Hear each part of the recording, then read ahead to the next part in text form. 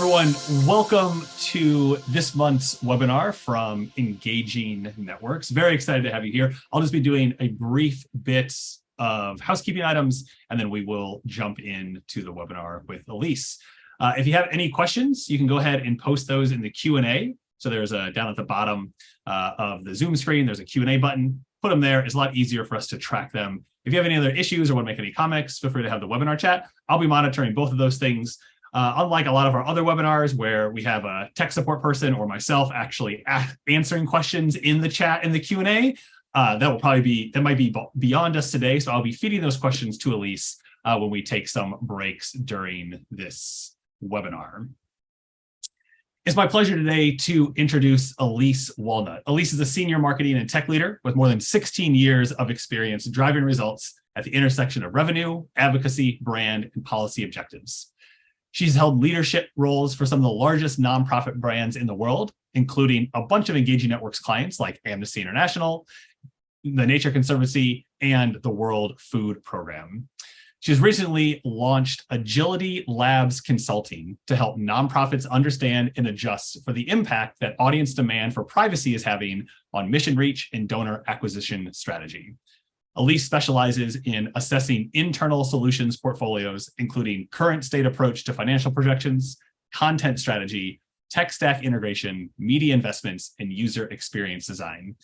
She then uses those findings to build an integrated vision that achieves KPI targets, breaks down channel silos, and pushes the limits of program growth. With all the introductions out of the way, let's get Elise talking. Elise, welcome.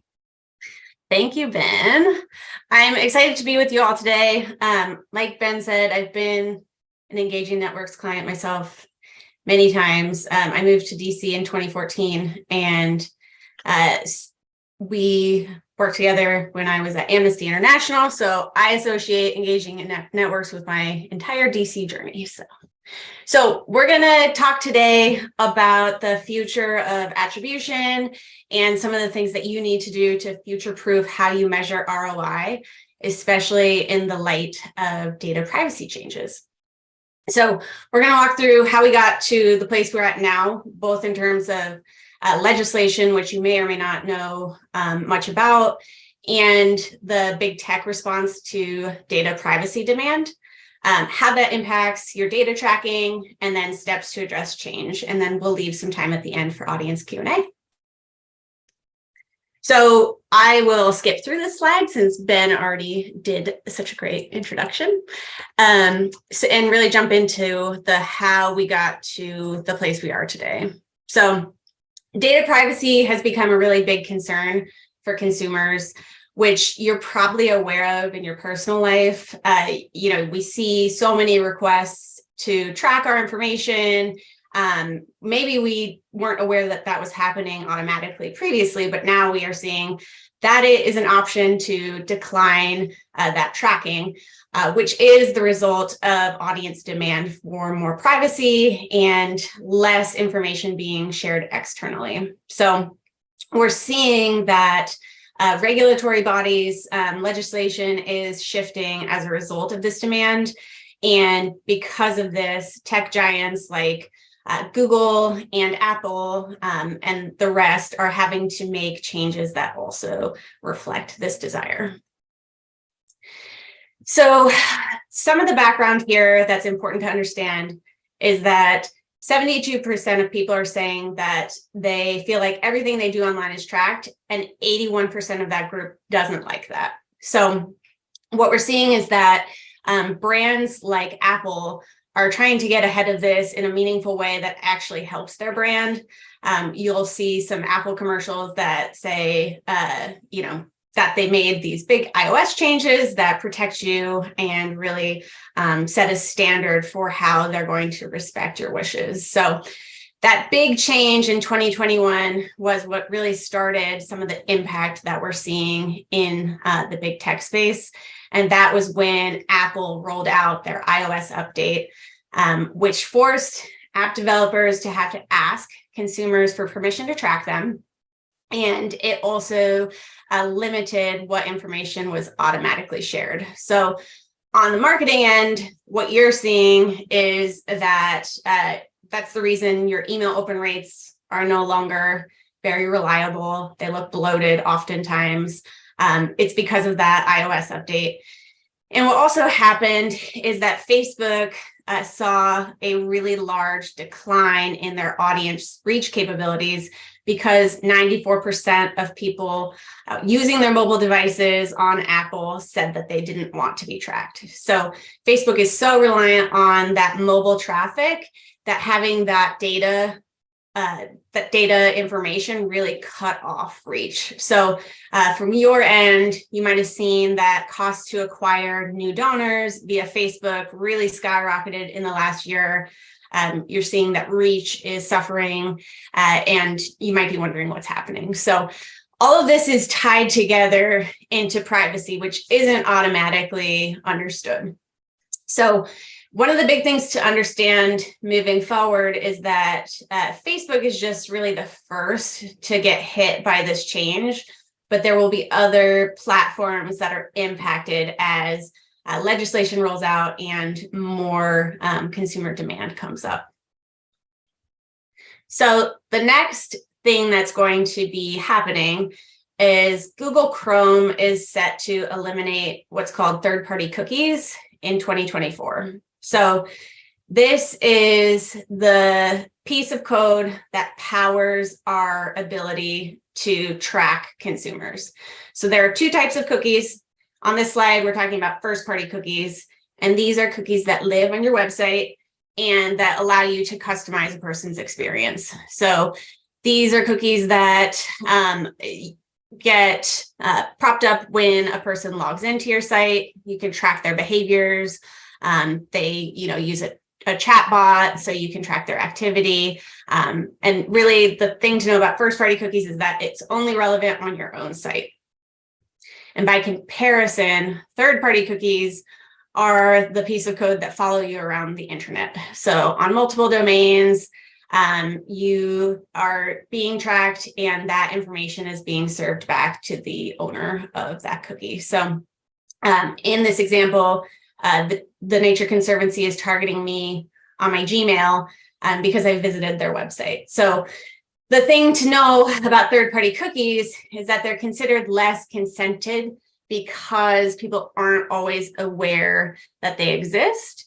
And this is the piece of code that most browsers have stopped supporting, and Google Chrome is going to stop supporting in the next year. So this timeline has moved back several times because these cookies are so profitable or create so much profitability for brands. It's really what allows us to understand how people behave online and define their interests. So when you hear people talk about, a cookieless future, this is what they mean, that we're going to lose a lot of those automated insights that we once had. And then last here in terms of background, so there are 22 states right now that are considering privacy legislation. 5 states implemented that legislation this year, and then a 6th came up just recently. But so many states are considering this that it's really best to start behaving in a way where we accept that prioritizing data privacy is a need. So one of the things that is most important to understand with these new laws going into effect is that people will have the ability to request that they can be forgotten. So if they call you up and say, hey, I want to know everything that you know about me in your CRM, you have to be able to provide that, expose it to them, and then delete it if they ask you to. So the big thing too is you need to be able to communicate to people how you're using their data so that they are able to opt in or out. So that's the background there. I'm going to jump into what to know about data tracking. And like I mentioned, this is a lot of information, so we'll definitely have Q&A at the end if you have any questions. So this is the top line of a few things to know, and then I'm going to jump into what you should do about this. So the first point here is that third-party cookies and their deprecation are going to impact how you measure whether your digital efforts are successful. So In advertising, third-party cookies are what let us see that a person clicked on our ad, engaged with it, and then donated later. When those are eliminated, we will lose some of that tracking insight to know that our ad was as successful as it might have been. The other thing to know is that on the analytics side, some of that tracking capability will also be eliminated. So if you're looking at things like, the number of touch points leading up to a conversion, a lot of that insight will go away.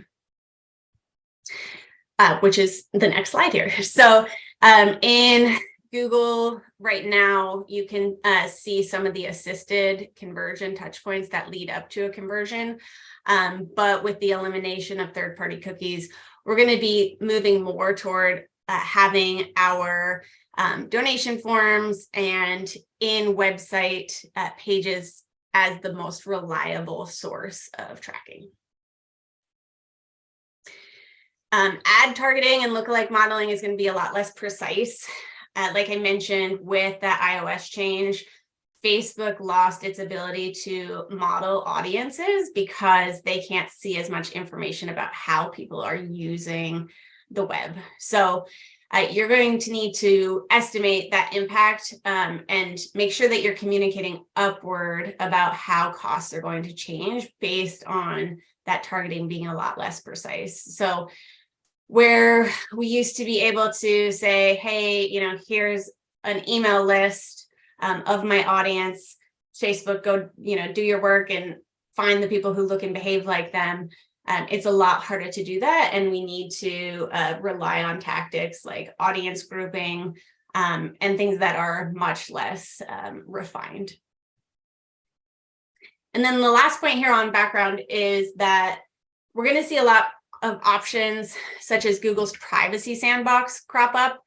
And these are solutions that are meant to kind of supplement third-party cookies, but are still a lot less precise. So I included some notes here. We'll share the deck afterward. But this is what Google's privacy sandbox really allows for, which is for a person to be kind of stamped with interest categories over time. So if I visit, 3 sites early in the month, I will get stamped with those interest categories for the remaining 30 days. So say I get stamped with Pilates, dogs, and native plant gardening, which are, some of my interests. I would have that kind of sticky tag for a limited amount of time, and then it would get wiped from my record. So in contrast to third-party cookies, which stay with you for a lot longer, this is an option that Google has thrown out as a potential supplement. But again, it's going to be a lot less precise, and we're probably going to see more of these things crop up over time. So it's an area to keep watching and learning about as brands really try to evolve with this.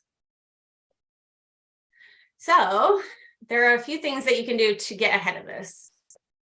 The themes here are really these 4 structures, and then we'll jump into the tactical pieces.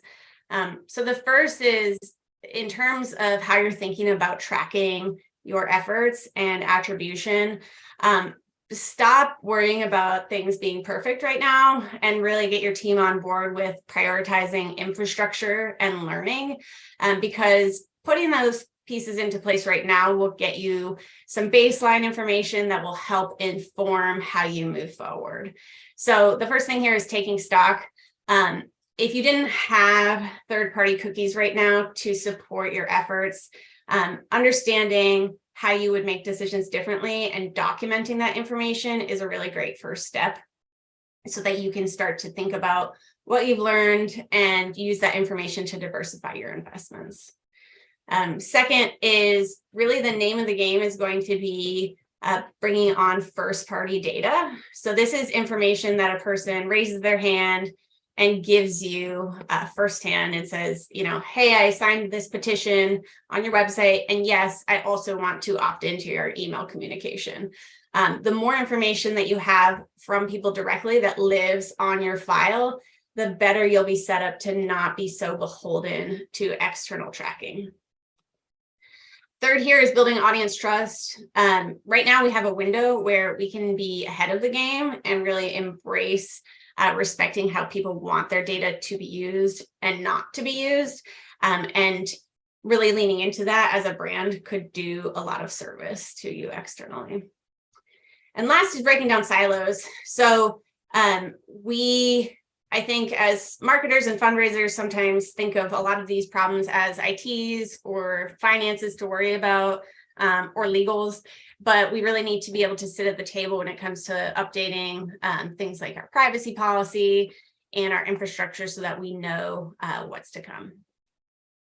So that said, a few concrete things that you can do right now to get ahead of this I have a few slides on this. So the first is evaluating your tech stack and your attribution philosophy to see if this is going to work for you in the future. So the big hot item right now is Google Analytics. GA4 is going into place in, I believe it's July. So their previous model will not exist any further. And a lot of organizations are defaulting to just migrating to GA4. But what we need to consider at this moment is that Google Analytics is not actually GDPR compliant. And that is because Google owns your data as soon as you put their code on your site. So once you release that data to them, they can use it however they see fit, and how they see fit is not currently compliant with the EU's regulations around data privacy. So there's two things to consider there, which is this opens you to risk. You're going to have to be the person or brand that communicates to your audience that their data can be used by third parties and give them the option to opt into or out of that. And second, that means that there's probably a lot more change to come with Google Analytics if Google needs to change the product more. So rather than migrating to GA4, which is an option, it might make sense to evaluate other alternatives. So you really want to look for what might come up there. And second here with attribution is looking for gaps in both your process and your tech support. So there are options like Facebook's conversion API that are considered privacy compliant, and that can create that two-way communication so that you're set up for your advertising to communicate back about what's successful or not.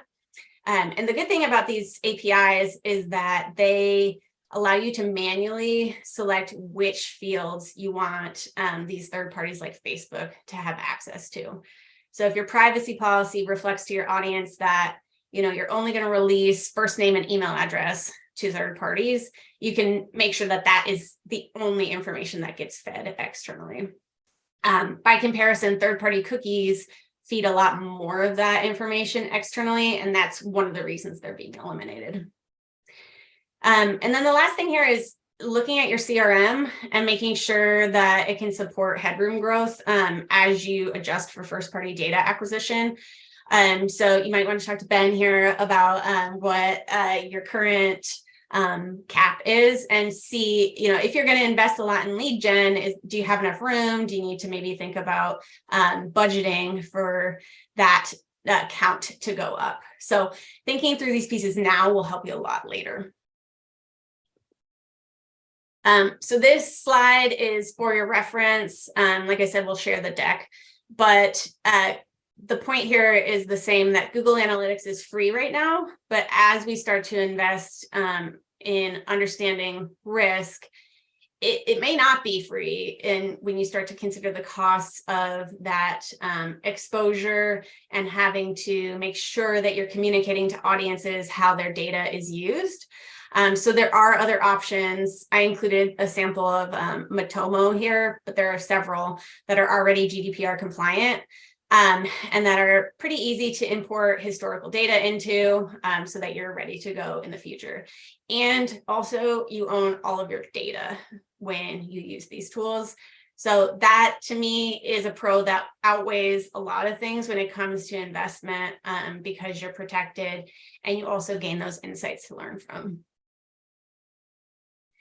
So as we think about risk in this piece, you want to make sure that you understand the motivations behind the partners that you're working with as well. So when it comes to Google, there are a lot of things that they need to consider when they think about eliminating third-party cookies. And a lot of that has to do with their bottom line. So one of the reasons that they own your data when you use Google Analytics is because all of that information is what feeds their advertising targeting capabilities. So if they make changes to Google Analytics to make it GDPR compliant, they might lose some of those insights. So you really want to make sure that you are doing the work to gut check what a person on the third party side, what that brand has to think about when it comes to the choices that they're making, so that you are set up to not necessarily just follow, what Google says to be correct or what Facebook says to be correct. Okay, so the next category here is email collection. So I think if you all are engaging networks, community and clients, I think we're all pretty familiar with compliance here. So the big thing that is new here is really leaning on explicit consent rather than implicit consent. So I think we're all pretty familiar with the fact that, we want to auto check those forms to say, yes, I want to opt into communication. But what we're really moving toward is people having to select that box themselves and say, yes, I actively do want to opt into your communication, and I'm not being, implicitly pulled into the community. So the first thing that you need to consider with this piece is that your forms will need a good audit to determine whether they're compliant and whether they're leaning on that explicit consent. So in this laundry list here, there's all the things that you need to think about. You're going to have to link to your privacy policy and all your form collection. You're going to need to explain to people that they can opt in or out.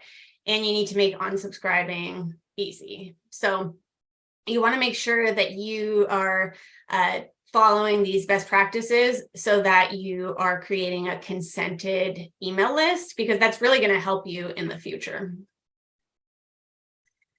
So on that reconsenting piece here, a lot of your file might not have tagging that supports proof that they consented to be part of your email list. And when I've spoken to organizations that primarily serve a European audience, so already had to comply with GDPR, they have spoken about the fact that they lost a lot of their email file because they couldn't prove to their legal team that people had joined that list in an explicitly consenting way. So one of your options is to think about adding pieces to give people the opportunity to raise their hand and say, yes, I do still consent. And that way you could tag them as consented for the future. All right, and I believe this is the last category, but this is optimizing cookie opt-ins and your privacy policy. So cookie opt-ins are that little banner that shows up on websites when you're asked if you want to accept or reject all tracking. So there are ways that you can optimize that, which we'll talk about.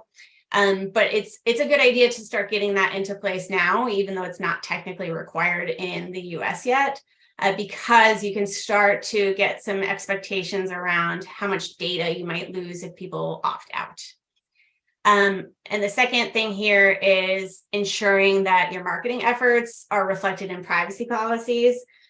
So sitting at the table with legal and working with them to make sure that everybody understands the business case behind the fields of information that you're collecting will be really beneficial so that you can aim for data minimization that protects you, but also helps legal to understand that, yes, we do still need to collect audience information to be effective as a fundraising and marketing team.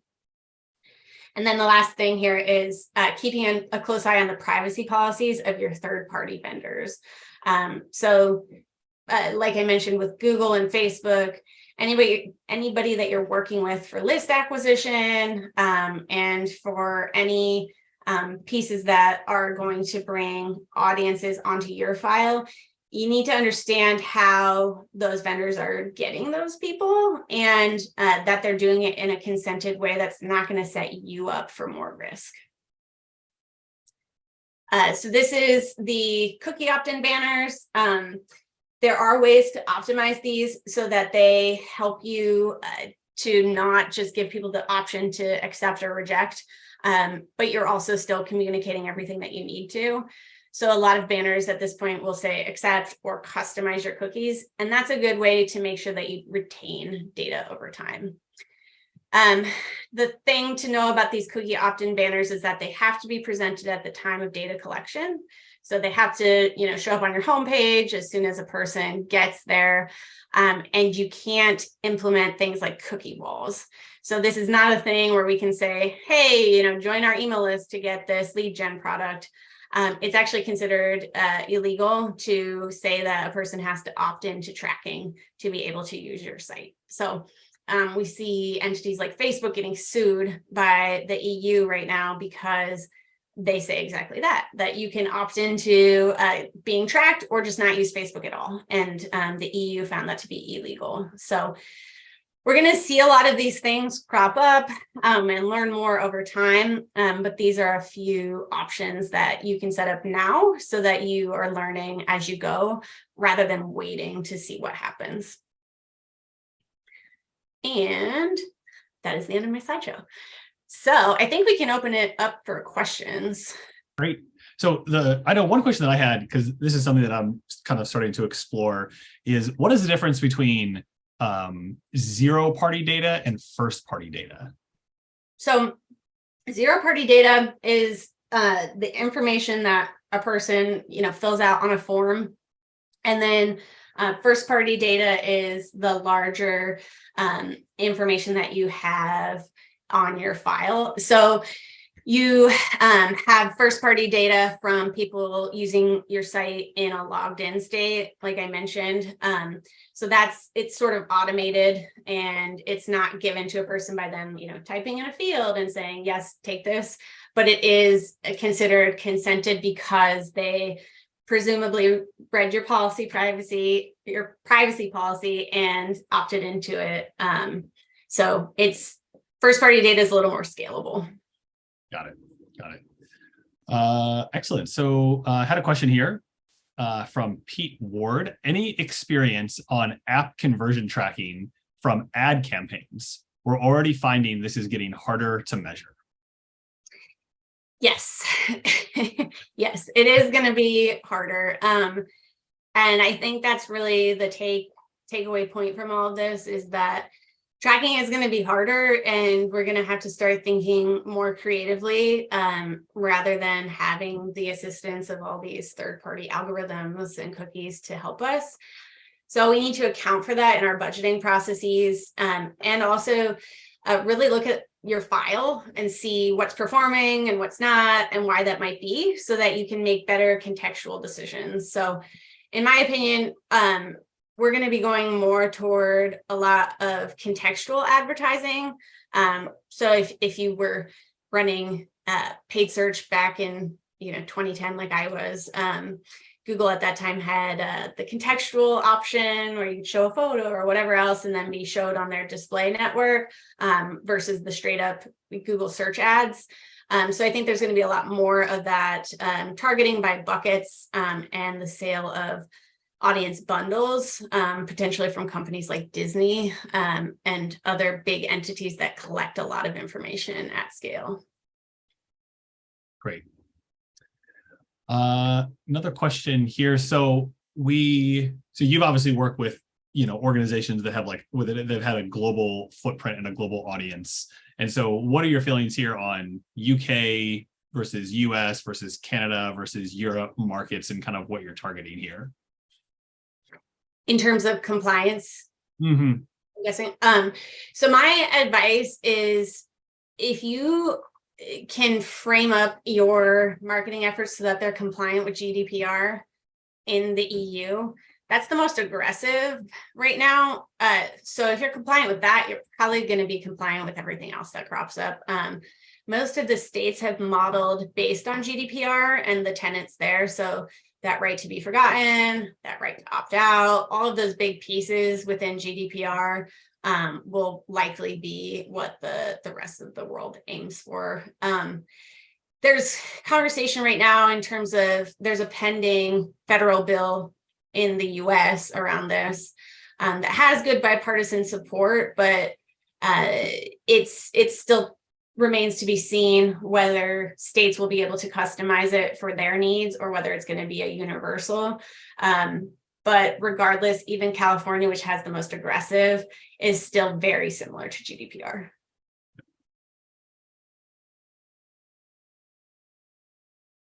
If you had to give, I know you've laid out a bunch of different steps people can take, and strategic leadership meetings need to happen to start delving into all of this. But if you were let's say you're a US based nonprofit, what would be kind of step one that you would think about if you wanted to start to address this issue? So I think the most overwhelming piece of this is how many projects it entails.